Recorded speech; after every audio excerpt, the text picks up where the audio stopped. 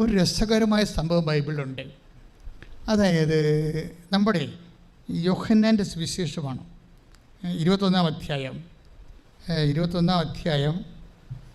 7 തൊട്ട് വായിച്ച മോനെ. യോഹന്നാൻ 21:7. യേശു സ്നേഹിച്ചിരുന്ന ആ ശിഷ്യൻ പത്രോസിനോട് പറഞ്ഞു, അത് കർത്താവാണെന്ന് കേട്ടപ്പോൾ ശിമയോൻ പത്രോസ് താൻ നഗ്നനായിരുന്നതുകൊണ്ട് പുറങ്കുപ്പായം എടുത്തു ധരിച്ചുകൊണ്ട് കടലിലേക്ക് ചാടി. എന്നാൽ മറ്റു ശിഷ്യന്മാർ മീൻ നിറഞ്ഞ വലയം വലിച്ചുകൊണ്ട് വള്ളത്തിൽ തന്നെ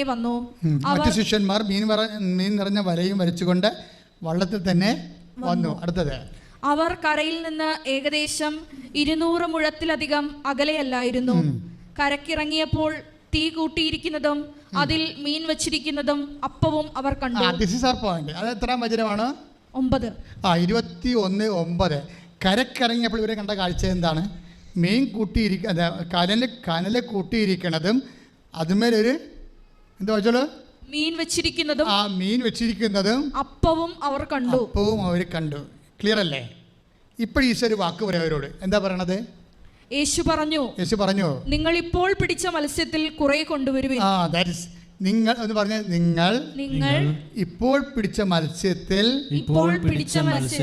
കുറെ കൊണ്ടുവരുവിൻ. ഇവിടെ 2 തരം മത്സ്യങ്ങളുണ്ട് ഇല്ലേ? ഒന്ന് ഇവർ പിടിക്കാത്ത മത്സ്യമാണ്, ഒന്ന് അവരിപ്പോൾ പിടിച്ച മത്സ്യം. മനസ്സിലായില്ലേ? ഇതെപ്പോഴും നമ്മൾ ഈ സൂത്രപ്പണി എപ്പോഴും നമ്മൾ ബുദ്ധിപൂർവ്വം സമീപിക്കേണ്ടതാണ്. അതായത് ഇവർ ആദ്യത്തെ ഇവിടെ സിറ്റുവേഷൻ എന്താണ്? വെളുപ്പാങ്കാലത്ത് കർത്താവ് വന്ന് നിൽക്കും. അപ്പോൾ കർത്താവാണെന്ന് മനസ്സിലാകണ മുമ്പ് കർത്താവ് പറയും, കുഞ്ഞുങ്ങളെ മീൻ വല്ലതും ഉണ്ടോ എന്ന് ചോദിക്കും. വല്ല രക്ഷയുണ്ടോ? ജോലി കിട്ടിയോ എന്ന് ചോദിക്കും. കല്യാണം കഴിഞ്ഞോ? കുഞ്ഞുങ്ങളായോ? അതാണ് ചോദ്യം. ദൈവം നിന്നോട് ചോദിക്കേണ്ട ചോദ്യമാണത്. ഒരു ചോദ്യം, നിനക്ക് വീട് വെച്ചോ? നിങ്ങളെന്നെ ചിലരോട് പറയും, ഇതെന്താ ഉടമ്പടി എപ്പോഴും മനുഷ്യൻ്റെ ഈ വീട് കൂടും കല്യാണമൊക്കെ IELTS OIT ഒക്കെ പറഞ്ഞുകൊണ്ടിരിക്കുകയാണ് എന്ന് പറയും. പക്ഷേ എന്താ അത്? ദൈവത്തിൻ്റെ ഒരു ചോദ്യമാണത്. എന്താണ്? ആ വെളുപ്പാങ്കാലത്തെ കർത്താവ് മരിച്ച് ഉയർത്തെഴുന്നേറ്റിൻ്റെ ആ വെളുപ്പാങ്കാലത്ത് അരണ്ട വെളിച്ചത്തിൽ വന്ന് ദൈവം ചോദിക്കണ ചോദ്യം, നിങ്ങൾ കാറ്റക്കിസം പഠിച്ചോന്നല്ലല്ലോ ചോദിക്കണത്, സൺഡേ സ്കൂളിൽ പോയെന്നാണോ ചോദിക്കണത്? അല്ല. അത് നിങ്ങൾ ശ്രദ്ധിക്കാൻ, ചോദ്യങ്ങളുടെ വ്യത്യാസമുണ്ട്. എന്താ ചോദിക്കണത്? കുഞ്ഞുങ്ങളെ മീൻ വല്ലതും ഉണ്ടോ എന്നാ ചോദിക്കണത്. ആ ചോദ്യം ആരാണ് ചോദിക്കണത്? നിൻ്റെ ദൈവം, നിന്നെ വ്യക്തിപരമായി സ്നേഹിക്കുന്ന ദൈവം, നിനക്ക് വേണ്ടി ക്രൂശിക്കപ്പെട്ട ദൈവം, നിനക്ക് വേണ്ടി ഉയർത്തുന്ന ദൈവം, നിൻ്റെ ഇല്ലായ്മയുടെ, നിൻ്റെ അധ്വാനത്തിൻ്റെ എല്ലാ തകർച്ചകളിലും നിൻ്റെ കണ്ണീരിൻ്റെ തീരത്തിലേക്ക് വന്ന കർത്താവ് നിന്നോട് ചോദിക്കുന്നതാണ്. എന്താണ്? കുഞ്ഞുങ്ങളെ മീൻ വല്ലതും ഉണ്ടോ? മകളെ ജോലി കിട്ടിയോ? മകളെ കല്യാണം നടന്നോ? മകനെ നിൻ്റെ രോഗം മാറിയോ? മകനെ വീട് വെച്ചോ? നിങ്ങളുടെ സ്ഥലം വാങ്ങിച്ചോ? അതെല്ലാം കർത്താവ് ചോദിക്കേണ്ട ചോദ്യമാണ്. നിൻ്റെ ജീവിത അവസ്ഥകളെക്കുറിച്ച് നീ തുഴഞ്ഞ് തീരത്തെത്തിയില്ലെങ്കിൽ, നീ ഒന്നും നേടിയില്ലെങ്കിൽ നിന്നെ സഹായിക്കാൻ വേണ്ടിയാണ് നിൻ്റെ കണ്ണീരിൻ്റെ തീരത്തിലേക്ക് ദൈവം വരണത്. ഈ ദൈവത്തെയാണ് ഉടമ്പടിയിലൂടെ പരിശുദ്ധാത്മാവ് ഈ കാലഘട്ടത്തിൽ നമുക്ക് വെളിപ്പെടുത്തി തരണത്. നിനക്ക് 45 വയസ്സായാലും കല്യാണം കഴിച്ചില്ലെങ്കിൽ കർത്താവ് നിന്നോട് ചോദിക്കും, മോളെ കല്യാണം കഴിച്ചില്ലല്ലേ എന്ന് ചോദിക്കും. ഇല്ല കർത്താവ് എന്ന് ചോദിക്കണം, പറയണം. അപ്പോൾ നിനക്ക് കഴിക്കണമെന്ന് ആഗ്രഹമുണ്ട്, എനിക്കൊരു ജീവിതം വേണമെന്ന് പറഞ്ഞാൽ യു വിൽ ഗെറ്റ് ലൈഫ്. നിൻ്റെ ജീവിത പങ്കാളിയെക്കുറിച്ച് നിനക്ക് ആശങ്ക വേണ്ട. കാര്യം എന്താണ്? അത് കർത്താവിൻ്റെ കരുതലായിട്ട് നിൻ്റെ ജീവിതത്തിലെ ദാനമായിട്ട് ദൈവം കാത്തു വെച്ചിരിക്കണ നിധിയാണ്. കൈയിടിച്ച് കർത്താവ്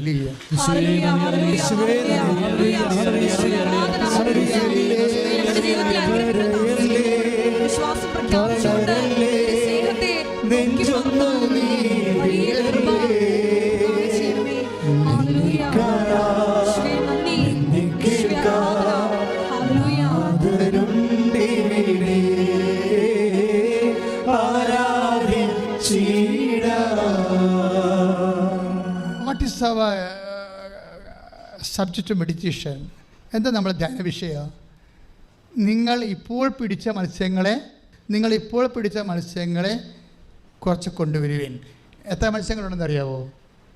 അവരടുത്ത വചനമുണ്ട് 11 വായിച്ചേ. ഉടനെ ശിമയോൻ പത്രോസ് വള്ളത്തിൽ കയറി വലിയ മത്സ്യങ്ങൾ കൊണ്ട് നിറഞ്ഞ വല വലിച്ച് കരയ്ക്ക് കയറ്റി.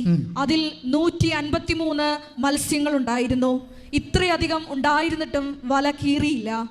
അതായത് അതിൽ 153 മത്സ്യങ്ങളുണ്ടായിരുന്നു.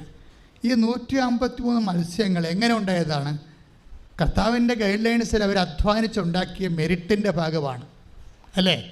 അവർ പഠിച്ച്, ഇപ്പം നിങ്ങൾ IELTS പഠിക്കണ പോലെ അല്ലെങ്കിൽ നിങ്ങൾ PSCക്ക് പഠിക്കണ പോലെ നിങ്ങൾ കഷ്ടപ്പെട്ട് പഠിക്കുകയാണ്. അപ്പം ചില ആൾക്കാർ, ക്രിസ്റ്റി ജോസഫ് എന്താ പറഞ്ഞത്? ഞാൻ ബുദ്ധിമുട്ടി, ഞാൻ പഠിച്ചു, അപ്പോൾ എനിക്ക് ദൈവത്തെ ഒരു ആവശ്യമായിട്ട് തോന്നിയില്ലെന്നല്ലേ പറയണത്. സാക്ഷ്യത്തിലുണ്ട്. ദാറ്റ് മീൻസ് ക്രിസ്റ്റി ജോസഫ് എന്താണ് സ്റ്റേറ്റ് ചെയ്യണത്? എനിക്ക് മെറിറ്റുണ്ട്, ഗ്രേസ് എനിക്ക് ആവശ്യമായിട്ട് തോന്നിയില്ലെന്നാണ് അയാൾ പറയണത്. മണ്ടത്തരങ്ങളൊന്നും പറയാതിരിക്കുന്നതാണ് എപ്പോഴും നല്ലത്. നമുക്ക് ഗ്രേസ് ആവശ്യമുണ്ട്. അല്ലെ പിന്നെ എന്തിനാണ് ഈ മീൻ ഒരെണ്ണം ചുട്ടു വെച്ചുകൊണ്ട് അവിടെ ഇരിക്കണത്? 2 മീൻ ചുട്ടു വെച്ചുകൊണ്ടിരിക്കണത് എന്തിനാണ്? ഇവർ പിടിച്ചതാണോ അത്? ഇവർ പിടിച്ചതാണോ? ഇവർ അധ്വാനിച്ചതാണോ അത്? അവനത് അവർക്ക് വേണ്ടി വെച്ച കരുതലാണ്. That is grace. അതാണ് കൃപ. കൈയിട്ടിച്ച് കർത്താൻ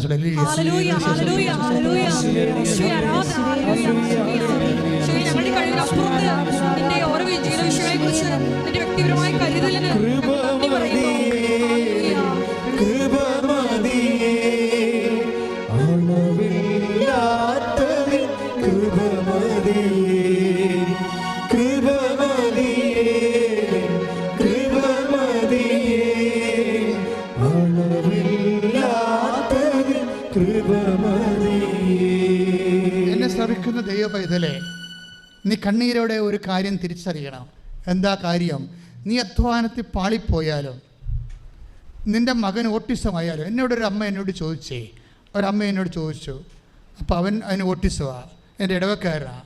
അപ്പോൾ അമ്മ കണ്ണ് നിറഞ്ഞ അമ്മ ഇലക്ട്രിസിറ്റി ഡിപ്പാർട്ട്മെൻറ്റ് റിട്ടയർ ചെയ്തതാണ്. അപ്പോൾ അവർ എൻ്റെ അടുത്ത് എല്ലാ കാര്യമൊക്കെ ഒരു വികാര നിലയിൽ എല്ലാം ഷെയർ ചെയ്യും. പള്ളിയിൽ ഒക്കെ ഇരിക്കുമ്പോഴുള്ള ഒരു പ്രത്യേകതയാണ്. നമ്മൾ തമ്മിലുള്ള ബന്ധം പോലെ അല്ല ഇടവക വികാരിയും ഇടവക ജീവിതം തമ്മിലുള്ള ബന്ധമെന്ന് പറഞ്ഞത്. കാര്യം എനിക്ക് നിങ്ങളെ കാണാൻ ഒത്തിരി ആൾക്കാർ, ലക്ഷക്കണക്കിന് ആൾക്കാരുള്ള കാരണം എല്ലാവരുമായിട്ട് പേഴ്സണൽ ബന്ധമില്ല. ഞാൻ പിന്നെ നിങ്ങളെ കണ്ണുനീരിൻ്റെ സമയത്ത് നിങ്ങളെ ആശ്വസിപ്പിക്കുന്ന ക്രിസ്തുവിൻ്റെ ഒരു ബന്ധമാണുള്ളത്. അപ്പോൾ ഇടവകയിൽ പേഴ്സണൽ ബന്ധമാണ്. അപ്പോൾ അവരെന്ത് കാര്യം ഉണ്ടെങ്കിലും നല്ലതായാലും ചീത്തയായാലും മോശമായാലും വിഷമായാലും എല്ലാം പറയും. അപ്പോൾ എന്നോടൊരു കാര്യം ചോദിച്ചേ, അച്ഛാ എൻ്റെ കാര്യം കഴിയുമ്പോൾ ഇവൻ്റെ കാര്യം എന്ത് ചെയ്യുമെന്ന് ചോദിച്ചു. എൻ്റെ കാര്യം കഴിയുമ്പോൾ അപ്പോൾ ഞാൻ ചേച്ചി വിശ്വാസമുണ്ടല്ലോ, ചേച്ചിയുടെ കാര്യവും ചേട്ടൻ്റെ കാര്യം കഴിയുമ്പോൾ കർത്താവിൻ്റെ കാലം ഉണ്ടല്ലോ. എന്താ കാര്യം? കർത്താവിൻ്റെ കാലമില്ലേ? നമ്മൾ അമ്മ വിശ്വസിക്കുകയാണ് ചെയ്യണമെന്നുണ്ടെങ്കിൽ തീർച്ചയായിട്ടും നടപടിക്രമം ഉണ്ടാവും. പക്ഷേ എന്താ പ്രോബ്ലം വെച്ച് കഴിഞ്ഞാൽ, എന്താ ഞാൻ അങ്ങനെ പറഞ്ഞതെന്ന് ചോദിച്ചു കഴിഞ്ഞാൽ, ഈ 153 മത്സ്യം അവർ പിടിച്ചില്ലെങ്കിൽ അവർക്ക് ബ്രേക്ക്ഫാസ്റ്റ് ഉണ്ടാകുമോ? ടെൽമി, എന്നോട് പറയും. നിങ്ങൾ 153 മത്സ്യങ്ങൾ അവർ അധ്വാനിച്ച് പിടിച്ചില്ലെങ്കിൽ അവർക്ക് ബ്രേക്ക്ഫാസ്റ്റ് ഉണ്ടാകുമോ? ഉണ്ടാകുമോ ഇല്ലയോ? ഉണ്ടാകും. എന്താ കാര്യം? നിങ്ങൾ അധ്വാനിക്കാത്ത ഓഹരിയിലേക്ക് ഞാൻ നിങ്ങളെ പ്രവേശിപ്പിച്ചു. കാര്യം എന്താണ്? ഞാനാണ് നിന്നെ പെറ്റത്, ഞാനാണ് നിന്നെ വളർത്തിയത്, ഞാനാണ് നിന്റെ ദൈവം. കൈയിട്ടിച്ച് കർത്താവേ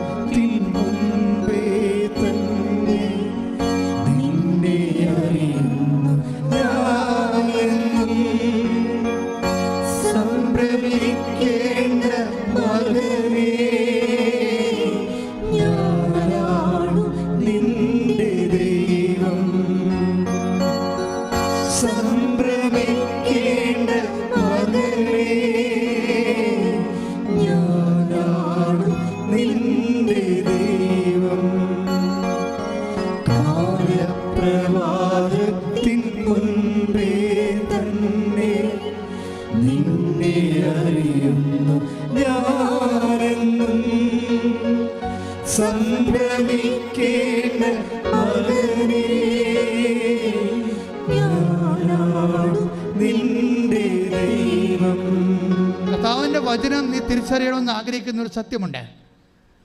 അതെന്താ സത്യം? നിനക്ക് വലയില്ലെങ്കിലും വള്ളമില്ലെങ്കിലും മീൻ നിറഞ്ഞ് നിൻ്റെ കടൽ വറ്റിപ്പോയാലും ഇതൊന്നുമില്ലാതെ നിൻ്റെ ബ്രേക്ക്ഫാസ്റ്റുമായി ചുട്ട് വേവിച്ച് കാത്തിരിക്കുന്ന ഒരു ദൈവമുണ്ട്. That is our grace. ആ ഗ്രേസ് നമ്മൾ അധ്വാനിച്ച് നേടിയതല്ല, അതവൻ്റെ സ്വയം ദാനമാണ്. കൈയിടിച്ച് കർത്താവ് കൃപ അധ്വാനിച്ച് നേടിയതല്ല. ശ്രുതിക്കട്ടെ ഹല്ലേലൂയ.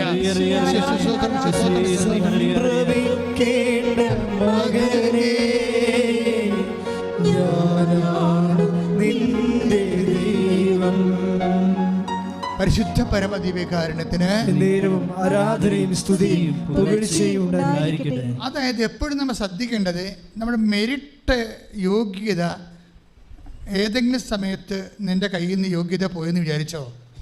ഇപ്പം നിനക്ക് വയസ്സായി, നിൻ്റെ മുടിയൊക്കെ നരച്ചു, ഇനിയിപ്പോൾ ഏത് ചെറുക്കൻ എന്നെ വന്ന് കാണാനാണ്? മെരിറ്റ് പോയെന്നേ ഉള്ളൂ. എൻ്റെ മുടി നരച്ച കൊണ്ട് ചെറുക്കന്മാർ വന്ന് കാണത്തില്ലെന്ന് പറയരുത്, കെട്ടത്തില്ലെന്നും പറയരുത്. നിൻ്റെ പീരീഡ്സ് എല്ലാം കഴിഞ്ഞതാണ്, ഡോക്ടർ പറഞ്ഞിട്ടുണ്ട് ഇനി കൊച്ചുണ്ടാകത്തില്ലെന്ന്. മെരിറ്റ് പോയതേ ഉള്ളൂ, മെരിറ്റ് പോയതേ ഉള്ളൂ. കടലില്ലെങ്കിലും വള്ളവും വരെയും സ്വന്തമായിട്ടില്ലെങ്കിലും കർത്താവ് നിന്നെ തീറ്റിപ്പോറ്റാൻ വിചാരിച്ചാൽ അത് നടന്നിരിക്കും. കൈ ഇടിച്ച് കർത്താവ്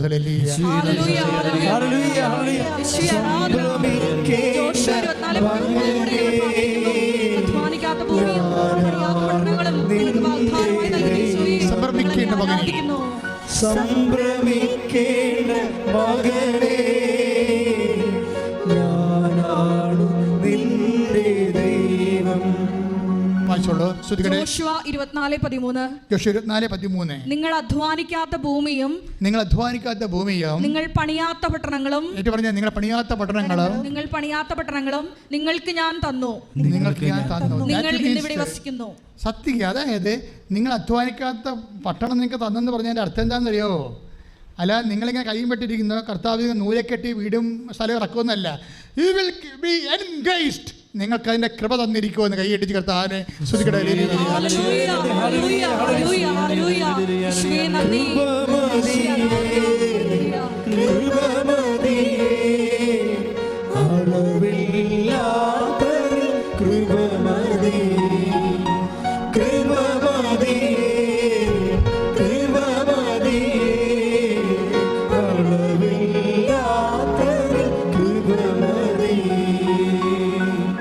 കൃപയുടെ വാതില് ഒരിക്കലും ദൈവം അടക്കത്തില്ല.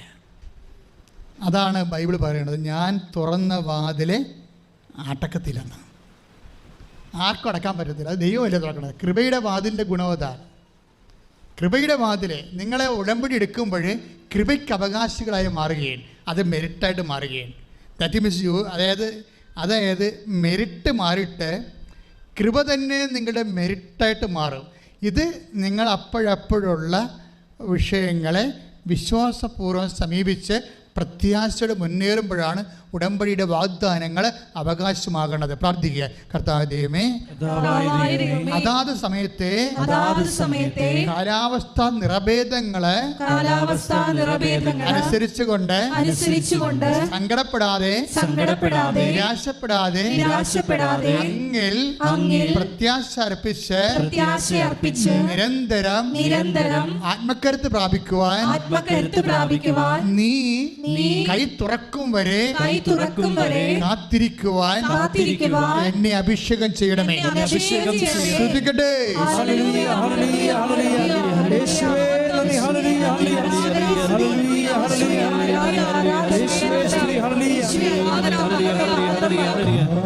പ്രവാഹത്തിൻ മുൻപേ തന്നെ നിന്നെ അറിയുന്നു ഞാനെന്നും. സംഭ്രമിക്കേണ്ട മകനേ, ഞാനാണു നിന്റെ ദൈവം. സംഭ്രമിക്കേണ്ട മകനേ,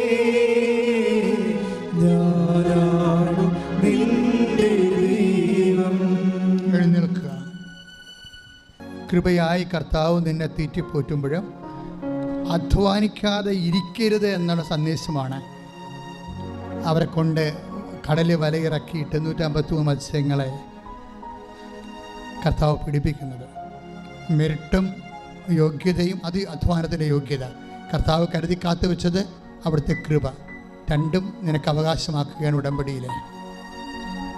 നമ്മളിപ്പോൾ രോഗസൗഖ്യ പ്രാർത്ഥനയെല്ലാം അതിമനോഹരമായി ഈശോ ആദ്യമേ നിർവഹിച്ച കാരണം നമ്മൾ സമാപന ആശീർവാദത്തിലേക്ക് പോവുകയാണ്. നമ്മുടെ എല്ലാ ഉടമ്പടി നിയോഗങ്ങള്, ഉടമ്പടിയിൽ സമർപ്പിച്ചിരിക്കുന്ന വിഷയങ്ങള്, ഇപ്പോൾ നമ്മുടെ മനസ്സിൽ വിഷമിപ്പിക്കുന്ന ഭാരങ്ങള് എല്ലാം ദിവ്യകാരുണ്യനാഥൻ്റെ അൾത്താരയിൽ ഇറക്കി വെച്ചുകൊണ്ട് നമുക്ക് ശിരസ് നമിച്ച് ഞങ്ങളുടെ എല്ലാ ജീവിത വിഷയങ്ങളിലും പരിശുദ്ധ അമ്മ അതിവേഗം ഇടപെട്ടുകൊണ്ട് ഈശോയെ അമ്മയുടെ പ്രതിഷീകരണത്തിൻ്റെ സാക്ഷികളായി ഞങ്ങളെ ഉയർത്തണമേ എന്ന് പ്രാർത്ഥിച്ചുകൊണ്ട് ശിരസ് നമിച്ച് നമുക്ക് ദിവ്യകാരുണ്യനാഥൻ്റെ ആശീർവാദം സ്വീകരിക്കാം.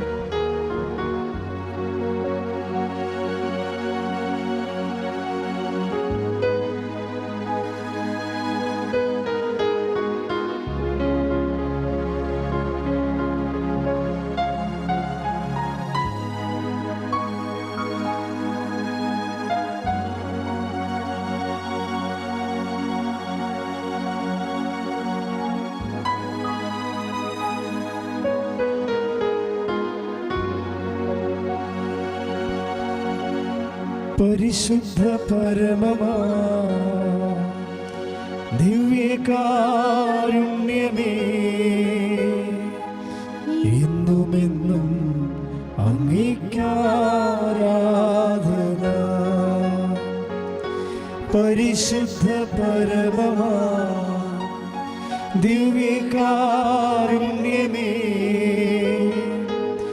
എന്നുമെന്നും അങ്ങേക്കാരാധന. പരിശുദ്ധ പരമമാ ദിവ്യകാരുണ്യമേ, എന്നുമെന്നും അങ്ങേക്കാരാധന.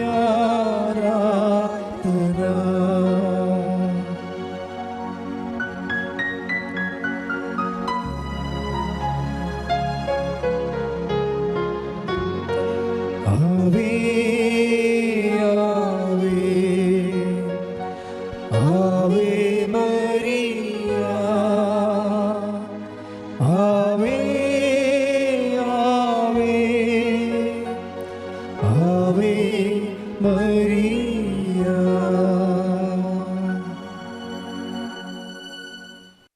എൻ്റെ പേര് മേരി ജോയി, സ്ഥലം ആലുവ ചുണങ്ങവേലിയാണ്. ഞാൻ ചുണങ്ങവേലി സെൻറ്റ് ജോസഫ് ചർച്ച് ഇടവകമാണ്. എനിക്ക് മാതാവ് വഴി തിരുക്കുമാരനും വഴി ലഭിച്ച വലിയൊരു അനുഗ്രഹം സാക്ഷ്യപ്പെടുത്താനാണ് ഇവിടെ നിൽക്കുന്നത്. ഈ ഒരു പരിപാവനമായ ആൾത്താരിയിൽ കയറി സാക്ഷ്യം പറയാനായി എന്നെ അനുഗ്രഹിച്ച അമ്മ മാതാവിന് കോടാനുകൂടി നന്ദി ഞാൻ ആദ്യം തന്നെ അർപ്പിക്കുകയാണ്. എൻ്റെ ഭർത്താവിൻ്റെ ഒരു ജോലി മർച്ചൻ്റ് നേവിയിലാണ് അദ്ദേഹം ജോലി ചെയ്യുന്നത്. 2019 സെപ്റ്റംബർ 22 അദ്ദേഹം ജോയിൻ ചെയ്തു. MSC കമ്പനിയിലാണ് ജോലി ചെയ്തുകൊണ്ടിരിക്കുന്നത്. ജോയിൻ ചെയ്തതിന് ശേഷം ഏകദേശം 8 മാസങ്ങൾക്ക് ശേഷം സൈൻ ഓഫ് ആവേണ്ടതായിരുന്നു. ജൂൺ മാസത്തിലായിരുന്നു സൈൻ ഓഫ് ആവേണ്ടത്. എന്നാൽ കോവിഡിൻ്റെ ഒരു പശ്ചാത്തലം ഒക്കെ ഉണ്ടായിരുന്നു. സമയമായതുകൊണ്ട് സൈൻ ഓഫ് ആവാനായിട്ടും ബുദ്ധിമുട്ടായിരുന്നു. എന്നാലും കമ്പനി അതിനുവേണ്ടി ശ്രമിച്ചുകൊണ്ടിരിക്കുകയായിരുന്നു. അപ്പോൾ അവർ ഓസ്ട്രേലിയയിൽ നിന്ന് അയൺ ഓറുമായിട്ട് ചൈനയുടെ പോർട്ടിലേക്ക് പോയി. അതായിരുന്നു ലാസ്റ്റ് പോർട്ട്. അവിടെ നിന്ന് സൈൻ ഓഫ് ആയി ജപ്പാനിൽ വന്ന് വീട്ടിലേക്ക് പോരാൻ സാധിക്കും ക്വാറൻറ്റൈനിന് ശേഷം എന്നാണ് അറിയിച്ചിരുന്നത്. എന്നാൽ ഓസ്ട്രേലിയയിൽ നിന്ന് അവർ യാത്ര തിരിച്ചതിന് ശേഷം ചൈന ഗവൺമെൻറ്റും ഓസ്ട്രേലിയൻ ഗവൺമെൻറ്റും തമ്മിൽ കോവിഡിൻ്റെ പ്രശ്നങ്ങളെ ചൊല്ലി നയതന്ത്ര ബന്ധങ്ങൾ ഉലയുകയും ഇവരെ ഇവരുടെ അവിടെ ചെന്ന് കഴിഞ്ഞപ്പോൾ ആ ഒരു ചരക്ക് എടുക്കുവാനോ ഈ കപ്പൽ അവിടെ നിന്ന് പറഞ്ഞയക്കുവാനോ ജീവനക്കാരെ വീട്ടിലേക്ക് അയക്കുവാനോ ചൈന ഗവൺമെൻറ് തയ്യാറായില്ല. അപ്പോൾ ഏകദേശം ഒരു മാസമൊക്കെ പിന്നിട്ടപ്പോഴും എല്ലാവർക്കും പ്രതീക്ഷയായിരുന്നു ചരക്ക് നീക്കം നടക്കും, ജോലിക്കാരെ വീട്ടിലേക്ക് അയക്കുമെന്ന്. 1 മാസം കഴിഞ്ഞു, 2 മാസം കഴിഞ്ഞു, 3 മാസം കഴിഞ്ഞു. ജോലിക്കാരെല്ലാം അവശരായി തുടങ്ങി. കാരണം ചൈന ഗവൺമെൻറ് സപ്ലൈ ചെയ്യുന്ന വെള്ളവും അതുപോലെ തന്നെ ഫുഡും ഒക്കെ വളരെ മോശമായിരുന്നു. ജോലിക്കാരുടെ ആരോഗ്യമൊക്കെ മോശമായി വന്നുകൊണ്ടിരുന്നു. ഈ സമയത്ത് ഗവൺമെൻറ് തലത്തിലും എംബസി തലത്തിലും വിദേശകാര്യ മന്ത്രിമാർ തലത്തിലുമൊക്കെ ചർച്ച നടന്നെങ്കിലും ഒരു പ്രയോജനവും ഉണ്ടായിരുന്നില്ല. അങ്ങനെ മാസങ്ങൾ നീണ്ടുപോയി. ഓരോ ദിവസം വിളിക്കുമ്പോഴും ഇവർ അവശരായിട്ട് വരികയാണെന്ന് ഞങ്ങൾക്ക് മനസ്സിലായി. ഞങ്ങൾ ഈ അവസരത്തിൽ ഡിസംബർ 1 തീയതി 2020 ഡിസംബർ 1 തീയതി ഞാൻ ഓൺലൈൻ ഉടമ്പടി എടുത്തു. ഞാനും എൻ്റെ മക്കളും മാതാവിൻ്റെ മുമ്പിൽ കണ്ണീരോടെ പ്രാർത്ഥിച്ചു. ഓൺലൈനിൽ ഞങ്ങൾ കൃപാസനം യൂട്യൂബ് ചാനലിലെ പ്രാർത്ഥനകളെല്ലാം ഞങ്ങൾ കൂടുകയും അതുപോലെ തന്നെ സാക്ഷ്യങ്ങൾ കേൾക്കുകയും ചെയ്തുകൊണ്ട് ഞങ്ങൾ പ്രാർത്ഥിച്ചുകൊണ്ടിരുന്നു. ചെറുപ്പം മുതലേ എൻ്റെ ജീവിതത്തിൽ എന്ത് പ്രശ്നങ്ങളുണ്ടായാലും ഞാൻ ഓടിയെത്തുന്നത് അമ്മ മാതാവിൻ്റെ അടുത്തായിരിക്കും.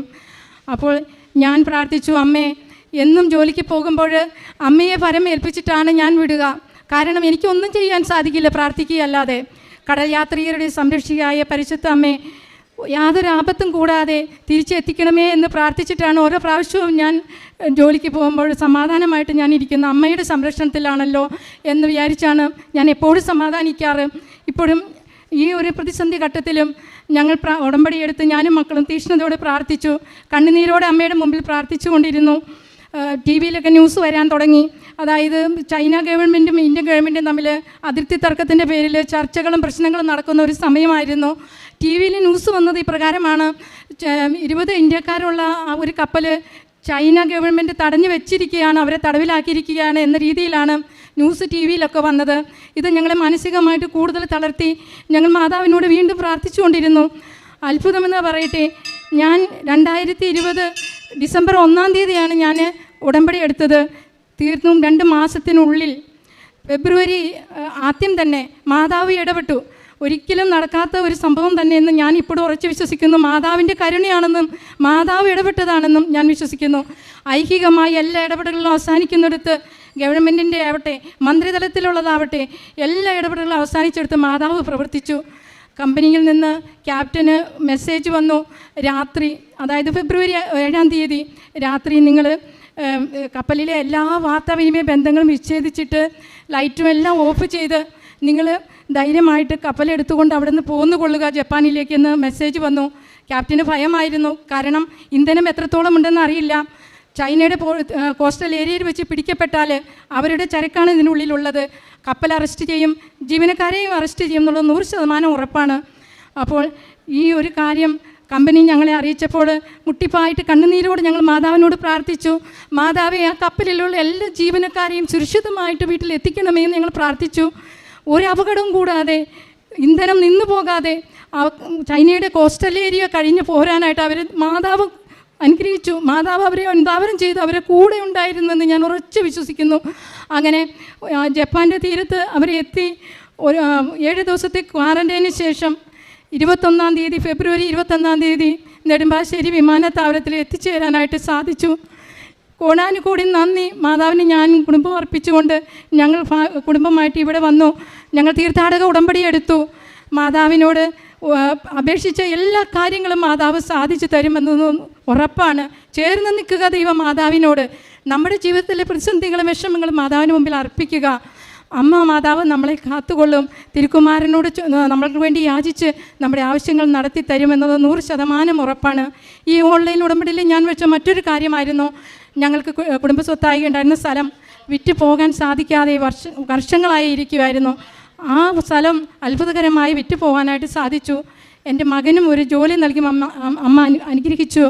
അതുപോലെ മകളുടെ ഒരു ആഗ്രഹമായിരുന്നു, അവൾക്ക് ഡിസൈനിങ്ങിൽ PG ചെയ്യണമെന്ന്. എൻട്രൻസ് എഴുതി കാത്തിരുന്നു. ഇപ്പോൾ അവൾ വുഡിൽ 2-ാം വർഷം പഠിച്ചുകൊണ്ടിരിക്കുകയാണ് MDiന്. ഇങ്ങനെ ഒരുപാട് അനുഗ്രഹങ്ങൾ മാതാവ് ഞങ്ങളുടെ കുടുംബത്തിലേക്ക് ചൊരിഞ്ഞു. ഇപ്പോൾ ഞാൻ ഇവിടെ വന്ന് തീർത്ഥാടക ഉടമ്പടി എടുത്ത് എൻ്റെ ജീവിതകാലം മുഴുവൻ ഞാൻ മാതാവിനോട് എൻ്റെ കടപ്പെട്ടിരിക്കുമെന്നും എൻ്റെ ജീവിതം മാതാവിന് സമർപ്പിച്ചിട്ടുള്ളതാണെന്നും ഞാനിവിടെ സാക്ഷ്യപ്പെടുത്തിക്കൊണ്ട് അമ്മയ്ക്കും മാതാവിനും തിരുക്കുമാരനും കോടാനുകോടി നന്ദി അർപ്പിച്ചുകൊണ്ട് ഞാൻ നിർത്തുന്നു. ഈശോയ്ക്കും മാതാവിനും കോടാനുകോടി നന്ദി.